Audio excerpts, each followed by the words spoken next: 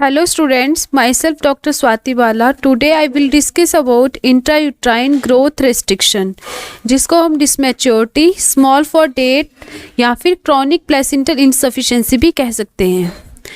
Definition: intrauterine growth restriction is said to be present in those babies whose birth weight is below the 10th percentile of the average for the gestational age.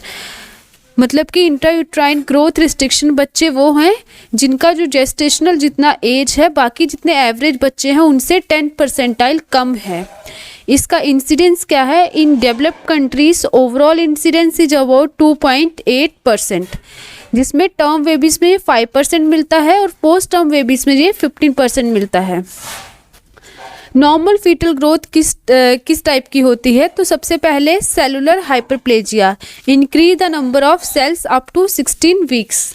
Then इसके बाद hyperplasia and hypertrophy, increase the number of cell and increase size of cell up to 16 to 32 week. इसके बाद जो last trimester है उसमें सिर्फ hypertrophy होती है, केवल जो सेल हैं उनके साइज जो है वो सिर्फ इंक्रीज होता है. तो इसके हिसाब से most of the fetal weight gain occurs behind 24th week of the pregnancy. अब टाइप्स क्या हैं इंट्रायूट्राइन ग्रोथ रिस्ट्रिक्शन के? तो सबसे पहले है कॉन्स्टिट्यूशनल, सेकंड है ग्रोथ रिटार्डेशन. ग्रोथ रिटार्डेशन में भी दो टाइप्स हैं, सिमेट्रिकल एंड एसिमेट्रिकल. जिसमें सिमेट्रिकल जो है 20% फीटस में मिलता है. The fetus is affected from the noxious effect very early in the phase of cellular hyperplasia. Symmetrical जितने भी रिटार्डेशन होंगे वो अर्ली फेज के होंगे, जबकि सेलुलर हाइपरप्लेजिया हो रहा हो मतलब सेल्स का नंबर जो है वो इंक्रीज हो रहा है. तो अगर इस स्टेज में अगर किसी को ग्रोथ रिटार्डेशन फीटस को होगा तो उसका ओवरऑल ही सेल्स के जो नंबर है वो कम हो जाएंगे. एसिमेट्रिकल जो टाइप है उसमें 80% मिलते हैं, जिसमें फीटस जो इफेक्टेड होता है later month during the phase of the cellular hypertrophy, मतलब जब सेल का साइज इंक्रीज हो रहा है उस स्टेज में इसको इफेक्ट करेगा. इसके बाद डिफरेंस क्या है symmetrical and asymmetrical growth retardation में? सिमेट्रिकल जो ग्रोथ रिटार्डेशन है ओवरऑल जो यूनिफॉर्मली जो फीटस है वो स्मॉल होगा, पर एसिमेट्रिकल में head larger than the abdomen. अब इसके बाद है पॉन्डल इंडेक्स. पॉन्डल इंडेक्स क्या है? Birth weight over crown lump length cube, ये इसमें नॉर्मल मिलेगी और एसिमेट्रिकल में लो होगी इसकी value. Head circumference ratio abdominal circumference या फिर femur length ratio abdominal circumference जो है नॉर्मल है, क्योंकि उसमें ओवरऑल ही क्या है साइज जो है ओवरऑल ही नंबर जो है सेल के वो कम है.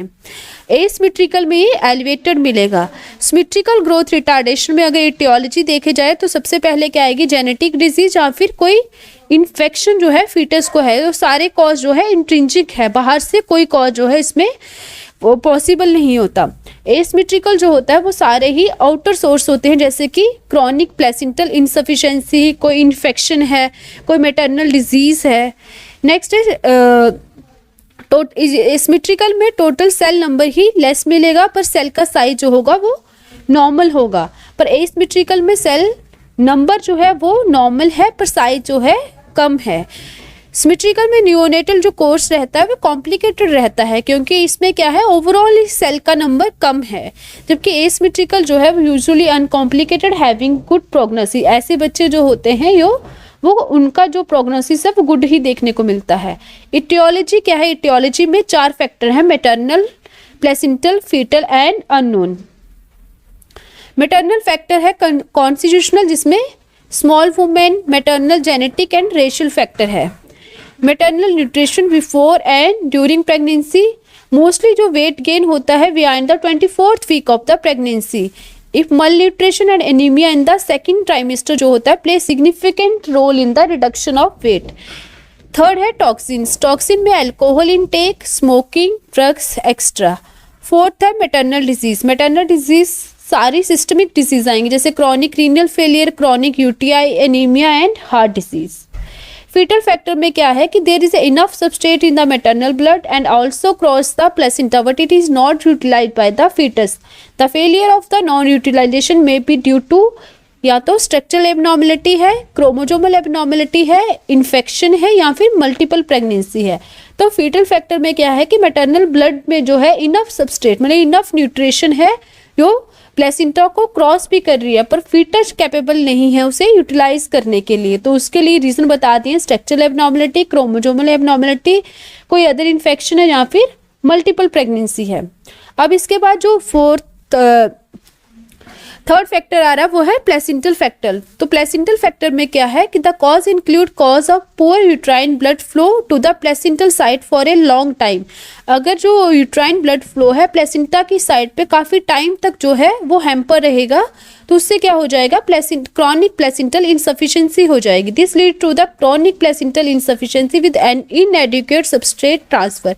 इससे क्या होगा कि न्यूट्रिशन जो है कम जाएगी बच्चे को, तो जिससे वो ग्रोथ जो है उसकी जो है रिटार्डेड हो जाएगी। द प्लेसेंटल पैथोलॉजी में अब क्या क्या आ सकता है, जैसे प्लेसेंटा प्रीविया है, प्लेसेंटा अब्रप्शियो है, सर्कमवैलेट प्लेसेंटा है या फिर प्लेसेंटा इन्फाक्टेड है। अब इसकी पैथोफिजियोलॉजी क्या होगी, तो पैथोफिजियोलॉजी को 3 टाइप में डिवाइड किया जा सकता है। पहला है reduced availability of the nutrients in the mother. Mother में ही न्यूट्रिएंट्स कम है क्योंकि वो क्या कर रही है, उसमें न्यूट्रिशन जो है उसकी जो डाइट है वो लेस न्यूट्रिशियस है। सेकंड है reduce transfer by the placenta to fetus. अब इसके बाद मदर तो पूरे न्यूट्रिशन ले रही है, वो प्लेसेंटा से फीटस को ट्रांसफर नहीं हो रहे हैं। थर्ड है रिड्यूस यूटिलाइजेशन बाय फीटस। दोनों फैक्टर नॉर्मल है पर जो फीटस है वो उसे यूटिलाइज नहीं कर पा रहा। इन तीनों की वजह से क्या होगा, ब्रेन का सेल साइज रिड्यूस्ड होगा इन case of the asymmetrical growth retardation, और ब्रेन सेल नंबर रिड्यूस से होगा इन case of the symmetrical growth retardation. इसकी वजह से क्या हो जाएगा, लिवर का ग्लाइकोजन कंटेंट जो है वो रिड्यूस्ड हो जाएगा। फर्दर क्या करेगा, वो अम्नियोटिक फ्लूइड को डिमिनिश्ड कर देगा, मतलब उसकी क्वांटिटी को कम कर देगा, जिससे फीटस पे हाइपोक्सिया या फिर एसिडोसिस डेवलप हो जाएगा। इफ अगर सीवियर वो है ग्रोथ रिटार्डेशन सीवियर वो है, तो इसमें जो बेबी है उसकी डेथ भी हो सकती है। अब इसे डायग्नोसिस कैसे करेंगे, तो सबसे पहले clinical palpation of the uterus for the fundal height, SFH। इसमें क्या सिम्फेसिस फंडल हाइट देखी जाएगी इन सेंटीमीटर्स, क्योंकि क्लोजली रिलेट करती है with the gestational age after the 24th week. मतलब 24th वीक में वो क्लोजली रिलेट करती है, जितने सेंटीमीटर है उतने ही वीक की प्रेगनेंसी है। A lag of the 3 centimetre और मोर सुजेस्ट ग्रोथ रिटार्डेशन। अब इसके बाद है maternal weight gain, measurement of the abdominal girth. Biophysical profile में क्या आएगा, the first examination should confirm the clinical estimation of the gestational age. तो इसमें सबसे पहले आएगा USG, क्योंकि जेस्टेशनल एज के साथ साथ फीटल स्ट्रक्चरल एबनॉर्मलिटी को भी बताएगा। USG में क्या क्या पता चलेगा, हेड सर्कमफ्रेंस रेशो या फिर एब्डोमिनल सर्कमफ्रेंस, इन दोनों की रेशो क्या है। ये रेशो जो है एलिवेटेड मिलेगी इन case of the asymmetrical growth retardation, पर नॉर्मल मिलेगी इन case of the symmetrical growth retardation. Femur length और एब्डोमिनल सर्कमफ्रेंस की रेशो जो है अगर मोर देन 3.5 है तो ये सजेस्ट कर रहा है कि ये ग्रोथ रिटार्डेड फीटस है। इसके बाद है AFI का मतलब है एमनियोटिक फ्लूइड इंडेक्स। इसमें क्या है कि यूट्रस को 4 हिस्सों में डिवाइड किया जाता है। उसके जो है सबसे डीपेस्ट पॉकेट, मतलब जिसमें क्या है सबसे ज़्यादा एमनियोटिक फ्लूइड हमें दिख रहा है, अगर उसका फ्लूइड जो है लेस देन 2 सेंटीमीटर है तो वो सजेस्ट करता है ग्रोथ रिटार्डेशन को। इसके बाद है डॉपलर वेलोसिमेट्री। डॉपलर वेलोसिमेट्री में क्या देखेंगे, यूट्राइन ब्लड फ्लो देखा जाएगा। तो अगर यूट्राइन आर्टरी सिस्टोलिक और डायस्टोलिक रेशो जो है मोर देन 2.6 है, जहाँ फिर प्रेजेंस ऑफ डायस्टोलिक नॉच है, तो ये सजेस्ट करता है ग्रोथ रिटार्डेशन को, जहाँ फिर क्रॉनिक प्लेसेंटल इनसफिशिएंसी को।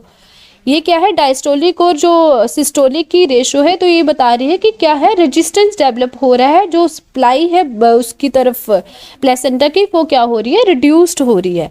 इसके बाद है रिड्यूस्ड एब्सेंट या फिर रिवर्स डायस्टोलिक फ्लो, जो एम्ब्लाइकल आर्टरी का रहेगा, तो वो भी सजेस्ट करेगा फीटल जियोपैडी या फिर पुअर फीटल आउटकम को। इसके बाद है पोंड्रल इंडेक्स। पोंड्रल इंडेक्स अगर बिलो 10 परसेंटाइल है तो वो ग्रोथ रिटार्डेशन को सजेस्ट करेगा।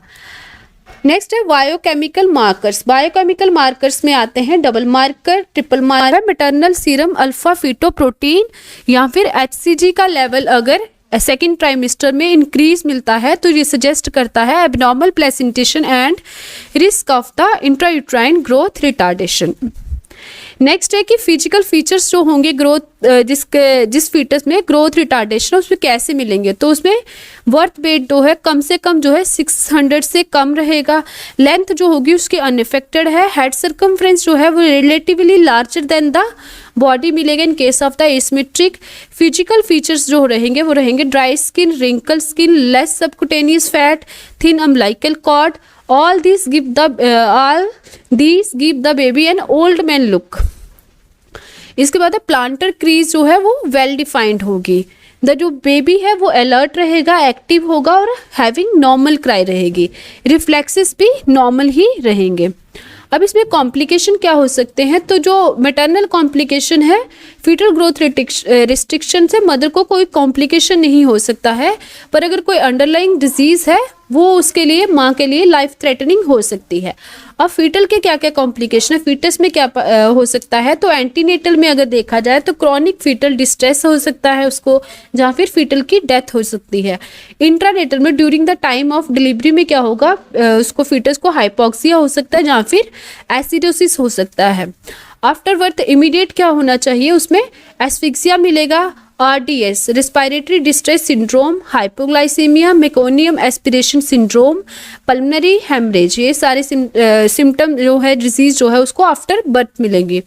लेट जो उसमें सिम्टम प्रेजेंट हो गए in case of the symmetrical growth retardation grow slowly after the birth, पर in case of the asymmetrical growth retardation catch up growth in the early infancy. Management कैसे रहेगा, तो सबसे पहले कंफर्म करना है कौन से टाइप का ग्रोथ रिटार्डेशन है, इसके बाद एक्सक्लूड कंजेनाइटल मालफॉर्मेशन, या फिर कोई जेनेटिक डिसऑर्डर है तो उसको एक्सक्लूड करना है। टू ट्रीट द स्पेसिफिक अगर कॉज हमें मिल रहा है तो उसे ट्रीट करें। नेक्स्ट है फीटल सर्वाइलेंस कैसे देखेंगे, तो वो DFMC daily fetal movement count करेंगे, CTG उसमें क्या है टोकोग्राफी जो है वो करवाएंगे, बायोफिजिकल प्रोफाइल करेंगे, जहाँ फिर डॉपलर अल्ट्रासाउंड जो है उसमें फीटल मॉनिटरिंग के लिए करवाते रहेंगे। जनरल मेजर्स क्या है, adequate bed rest specially in the left lateral position to reduce the उसमें वेना केवा जो प्रेशर है उसको रिड्यूस करने के लिए, to correct malnutrition, avoidance of smoking, tobacco extra, appropriate therapy for the associated complaints. इसके बाद है कि टर्मिनेशन ऑफ प्रेगनेंसी, अगर तो प्रेगनेंसी मोर देन 37 वीक्स की है तो उसको टर्मिनेट कर दें, बाय वेजाइनल डिलीवरी और by caesarean section. If the pregnancy less than 37 week है और जो है बेबी है उसमें अनकॉम्प्लिकेटेड और माइल्ड रिटार्डेशन जो है, जहाँ तो वो अनकॉम्प्लिकेटेड है या फिर क्या है माइल्डली है, तो पेशेंट को बेड रेस्ट के लिए फॉलिक एसिड जो है उसको एडवाइस करने और फीटल मॉनिटरिंग जो है टिल 37 वीक तक करनी है। इसके बाद जो है फीटस को टर्मिनेट करना है। अगर इन केस सीवियर IUGR है तो उसमें अगर लंग मेच्योर हैं तो बेबी को टर्मिनेट करना है। अगर लंग मेच्योरिटी जो है अभी जो है डेवलप नहीं हुई है तो डेक्सामिथासोन थेरेपी जो है वो देके उसके बाद जो है फीटस को टर्मिनेट करना है। Thank you.